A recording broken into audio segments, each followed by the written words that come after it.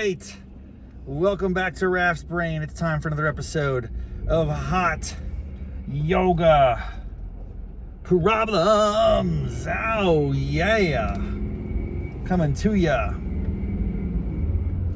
from the 26201 downtown Buckhannon, West Virginia. Ladies and gentlemen, boys and girls, yogi friends across the land, my tens of listeners. Boy, oh boy, I tell you what. I just got out of the most serene yoga experience in recent memory. I didn't know what I was getting myself into, folks. It was a Yin class. Have you ever done a Yin class? I believe it's spelled Y-I-N. Yin is what it's called. Yin Yoga. It's basically just chill yoga, dude. All you do is hold poses, but it's deceptively difficult. They don't tell you that. They think it's all focused on relaxation and breathing and all the other stuff. But I tell you what, my friends, it was painful at times. Oh man, it relates to just my body not being prepared for what it was about to experience. I've been walking a lot. I tried something crazy the other day. I bought a jump rope, and I jumped rope for about half an hour. I felt great about it. I want to start incorporating some cardio into my weekly routine. If I do 3 to 4 days of yoga, I should be able to do like 2 to 3 days of cardio. And if you balance that all out, it should be good for me, That's what I'm contemplating.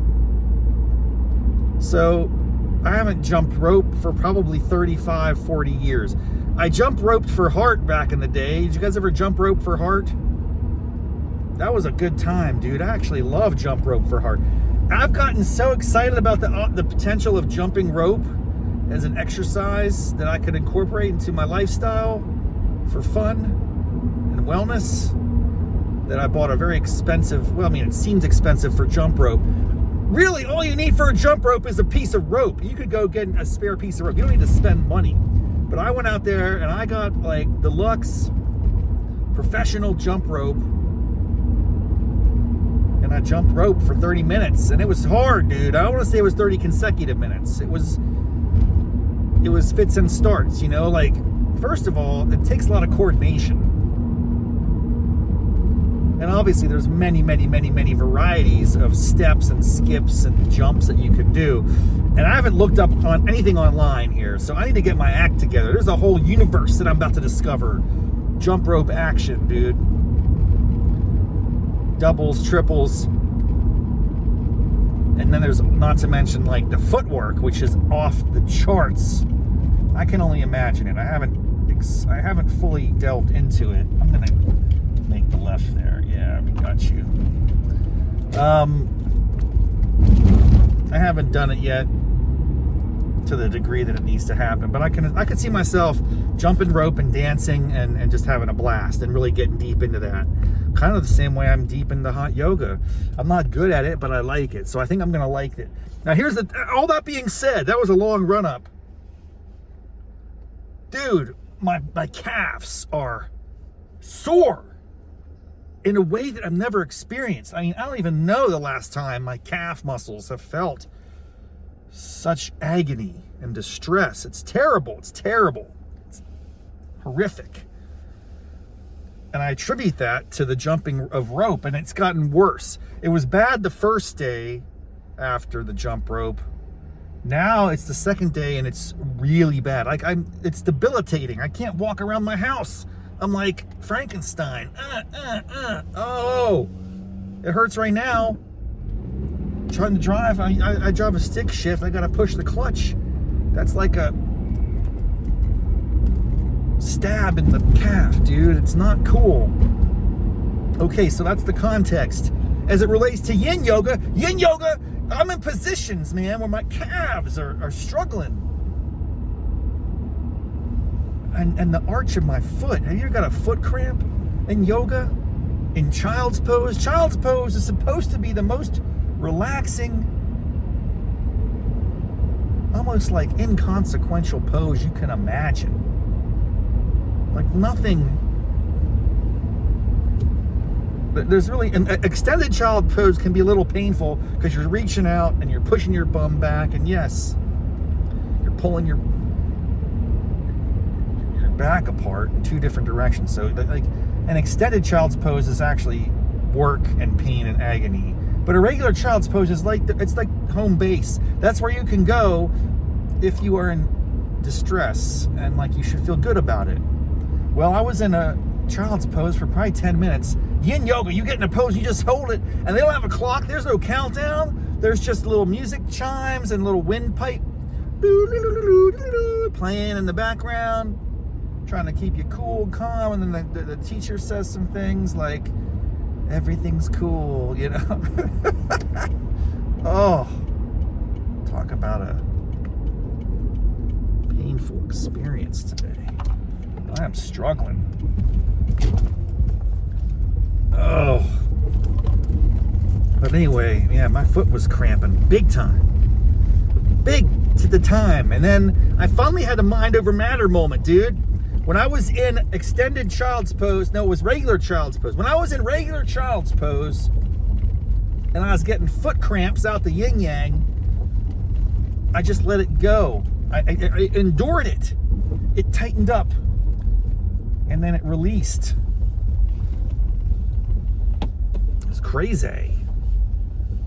It was okay, man. It's like I endured the pain and then it stopped. That was kind of nuts. I haven't really ever done that before, so that was cool. That was an accomplishment.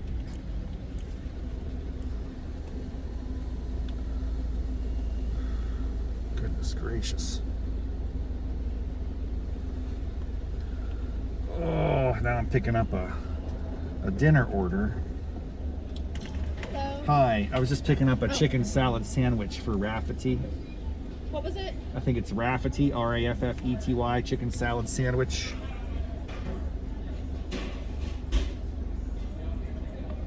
Oh. $12.29. Thanks.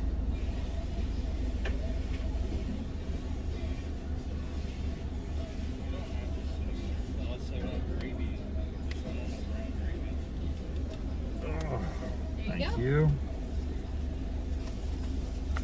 Is there a receipt or something I have to sign? Oh yeah, because nothing to sign. Do you want your receipt? Well, I wanted to give a tip, so hang on. Let me give a couple bucks here if I have it. Sorry, You're good. I usually write that in. Do you have any change by chance? I do. Oh, maybe I got you here. Wait. I mean, you know, whatever. I do what I can. All right. There you go. Thank you. Okay, see ya. Oh. Whose idea was it to stop letting people put tips on a credit card transaction? Usually any restaurant I go to, I can do that. I think they just stopped doing that here. They just maybe I shouldn't tip.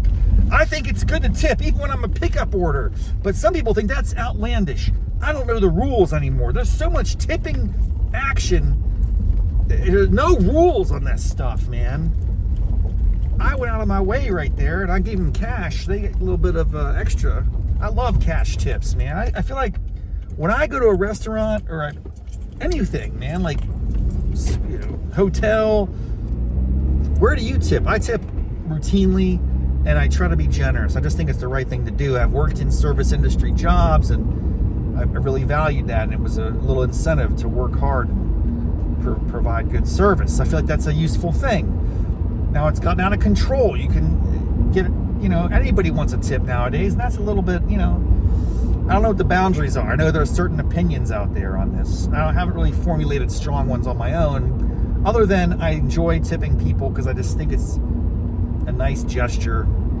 If they've done a nice job, it's like a good thing. But I understand, like, if you're at a supermarket or you're like at a convenience store and then you spin around the credit card swiper and it's got like 15, 20, 25, and you're like, wait a second, I'm just checking out here. didn't like make a sandwich for me. You didn't put your heart and soul into the product. You just rang it up. Like, so how is that tip worthy? I don't know, man. I don't know. But this is an unusual thing, man. I was getting that sandwich and there was no tip opportunity. So I had to proactively say, well, maybe I have a couple ones here I can throw your way. I just feel like it's good for the world, dude. Someone put their heart and soul into this chicken salad sandwich that I'm gonna eat. The least I can do is give them a couple bucks to say thanks. Now, some people might say, well, you're doing the pickup, dude. If it's like a waiter or someone that's serving you, that's really tip worthy. But just preparation of the food that you pick up, because you're like doing all the work. I'm doing the work of the pickup. I still feel like there was some food construction in the kitchen that I want to make sure it goes well. Now, the reality is I'm tipping in advance of a situation. I haven't tasted the sandwich. I haven't looked at it. I don't know what the presentation is. If they mess it up, they put the wrong toppings on there. I have no idea. I grab the bag. I leave a couple bucks. I assume that it's going to be good. There's like an advance tip. Golly, that's a whole science here we should be exploring. The preemptive tip versus the rewarding, retrospective tip. Just a tip. I don't know, man. Back to hot yoga, cold yoga, 26201 North Central West Virginia Buckhannon yoga situation I just experienced. Yin Yoga.